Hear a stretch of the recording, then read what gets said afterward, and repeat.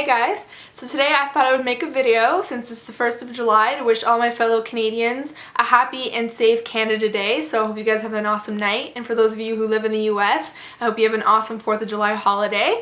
So I thought I'd get dressed up in my proud Canadian gear and do this video, not only wishing you guys a happy holiday, but also recapping the books I read in June. This month I read 8 books in total. It was a really great month. As you guys know, it was my first month of summer and my beginning of summer, and having a time to read was just awesome. I also read some not so great books.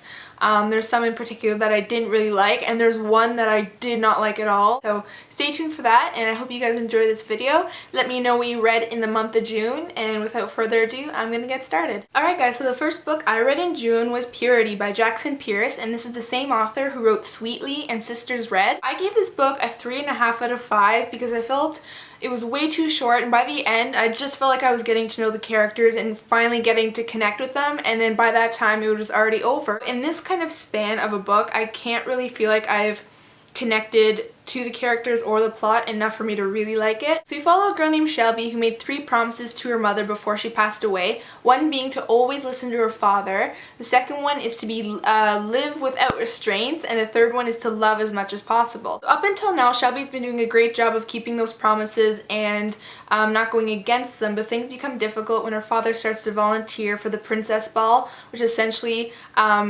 forces you to commit to these vows, and Shelby does not want to commit to these vows because they kind of put a restriction on what she can do, and she doesn't want these vows to kind of stop her and hold her back from life. So Shelby and her friends have to find a way for her to still keep the promises but also listen to her father and continue with the ball. It was cute, it was light, it was fun. This was okay. It was maybe too simple for me, and because of that I didn't enjoy it as much as I would like to. A lot of you might love it, but I didn't necessarily like it that much, so Purity was okay, but not great. Alright guys, so the second book I read in June was The Immortal Rules by Julie Kagawa, and this is the same author who wrote the Iron Fae series, and that's an awesome series, so if you did love that, I definitely recommend you check out her new series. It's very different from all the typical vampire novels out there, so don't judge it too fast because it will surprise you with all of its unique twists and turns and its amazing characters. So we follow a girl named Allison who survives in a part of the city known as the Fringe, which is where all the people are unregistered and choose to live a different life than the people who are registered. So the vampires essentially have a very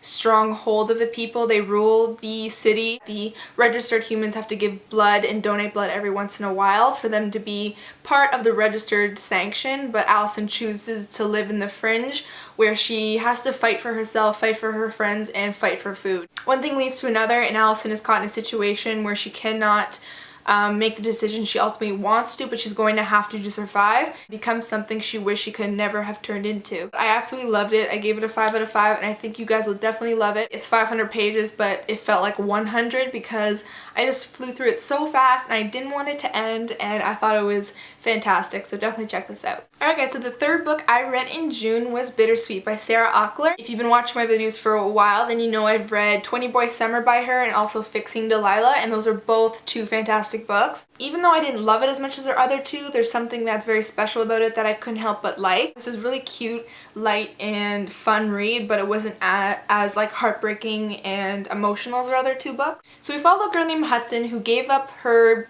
dreams of being a figure skater after she found out that her father was having an affair. Eventually that led to her parents' divorce. So fast forwarding to the future, now Hudson is working with her mother in her restaurant, and she's not really liking it because she feels that she's very consumed by the job and she wants to do something for her for a change. She gets involved with making cupcakes for the restaurant, which she's very good at. One thing leads to another, and she meets a cute guy on the hockey team, and that leads to her involvement in helping the hockey team, getting them to win more games, and that brings out this figure skater that she kind of suppressed in her, and it's about finding out who she really is and how she can have a good balance within her life and do things that she loves. All the cute little emotions and a little romance here and there make it so heartwarming and so fun. So I'd still say it's a great summer read even though it takes place in the winter time. So definitely check out Bittersweet. I really did enjoy it and I definitely recommend it. Alright guys, so the 4th book I read in June was The Golden Lily by Richelle Mead, and this is the sequel to Bloodlines, which is Richelle Mead's 2nd series that takes place after Vampire Academy. All these different elements that come together in this series that allow you to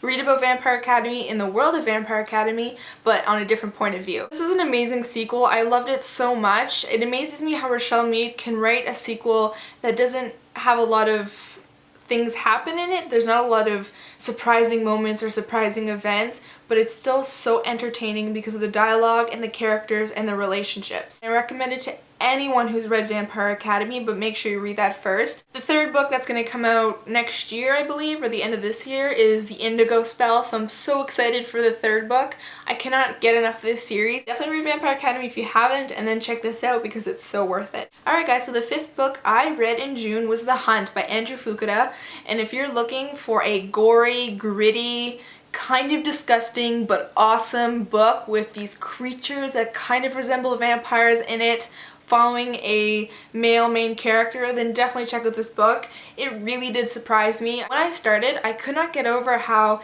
different and unique it was. I had not read anything like this before, and by the time I got to the end, I was in utter disbelief because I could not believe what I just read. Because, I don't know, it was just so crazy. So don't think for a second that this book includes the typical vampires, because I cannot even begin to explain what these creatures are. Andrew Fukuda puts so much detail and description into the way they move and the way they react to things and the way they are that it becomes so real. It's kind of gross at sometimes, but not too gross, just enough to kind of keep you on the edge of your seat and totally fascinated by this book. So in The Hunt, we follow a main character named Gene who is secretly a human, but he's pretending to be one of them. When I say one of them, I'm referring to these creepy vampire-like creatures that have totally consumed the population. So Gene refers to these creatures as hunters, and that is because every once in a while there's something called the Heaper Hunt, where they gather all of these different hunters based on a lottery system, and those are chosen to enter a scenario where they are let loose, and humans are let loose as well, and essentially these hunters have to capture the humans and get to eat them. Humans are a delicacy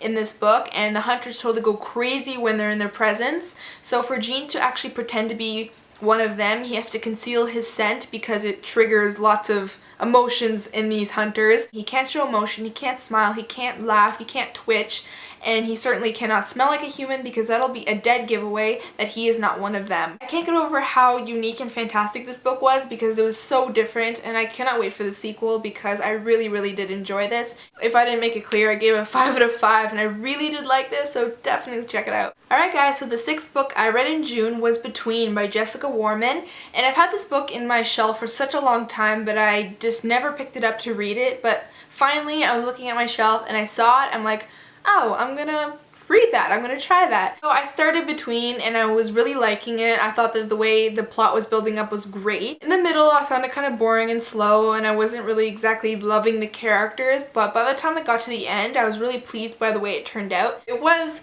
a good read overall, but it wasn't fantastic and I wouldn't say I loved it. So essentially we follow a girl named Elizabeth who wakes up on the night of her 18th birthday to find all of her friends asleep on the boat where she had her party. One thing leads to another, and she goes to investigate a certain banging that she hears on the boat, and she finds a girl in the water. Elizabeth begins to realize that the boots that she's wearing and her blonde hair resemble Elizabeth. Elizabeth is actually dead and that she's looking at her own dead body. Before she knows it, she sees another ghost who is Alex, and she realizes that she knows Alex from school. It was hard for me to connect with Elizabeth because she's a very superficial character. She's popular, she's kind of snooty, she's really conceited. The story becomes to unravel. You learn more about her and why she's like that. Like, the whole mystery is really good. The way it's put together, it's something you would watch in CSI, but we get it from the point of view of her ghost, so it's very different. It came to the point where I was so excited to see the ending that I was like flipping through the pages and I couldn't wait because there's so many components of the mystery that are hidden from you for the entirety of the book, so that the last 50 pages are great in summing everything up and tying all those loose ends that you wanted to see tie up and end. So the seventh book I read in June was Taken at Dusk by C.C. Hunter, and this is the third book in the Shadow Fall series. I wasn't a huge fan of the first book, and I thought the love triangle was kind of boring and annoying, as you guys may know from my previous videos. But there's something about this series that I really enjoy reading about, and these books have gotten progressively better, and because of that I'm really enjoying them a lot more, and I just want to know more about the characters and see what happens. It's a great series following a main character, Kylie, who is entering a camp for troubled teens, but one thing leads to another and she learns that the camp is actually for teenagers with superpowers. She meets vampires, werewolves, shapeshifters, all that sort of thing, and she soon realizes that she might have powers of her own, and that leads to this whole self-discovery thing where she has to learn what she can do, and that's a huge story in itself. And there's also a love triangle. I would recommend it. The first one is called Born at Midnight, and it's very fun. Just something you can like have fun with and laugh and smile and enjoy the romance at the same time. Alright guys, the last book I read in June was quite the book. As I mentioned in the beginning, I did read a book that I really didn't like and probably was one of the worst books I've ever read.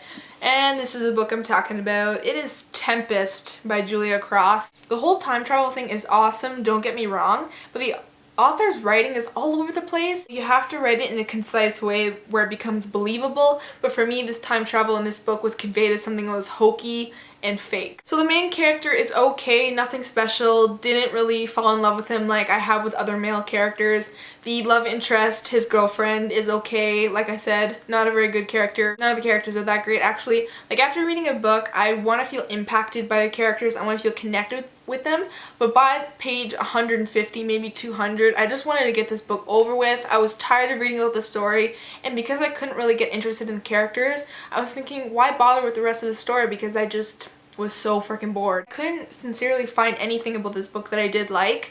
I mean, the time travel was good, that's why I would give it a 1.5 out of 5, and the whole kind of plot and the way it incorporates time travel is very cool, and the way it happens is cool, but that doesn't make it makes this book very good or cool. The ending was just terrible. The ending was like everything I didn't want in the ending. I was so badly anticipating the end of this book that when it came to the ending, I'm like, oh, that's just not what I wanted to see. So there are some people who rated this book a 5 out of 5 on Goodreads, so I'm sure a lot of you out there would also like this book. If you want to buy this book, go ahead, but just be hesitant and know that there's a lot of people who didn't like it, but there's also a lot of people who loved it, so it's all a matter of perspective and point of view and opinion. Anyway, I'm going to stop talking about this. 1 out of 5 for Tempest. I didn't like it. So that's the end of my video. I hope you guys enjoyed. Thank you for watching, and I'll see you in my next video. Bye!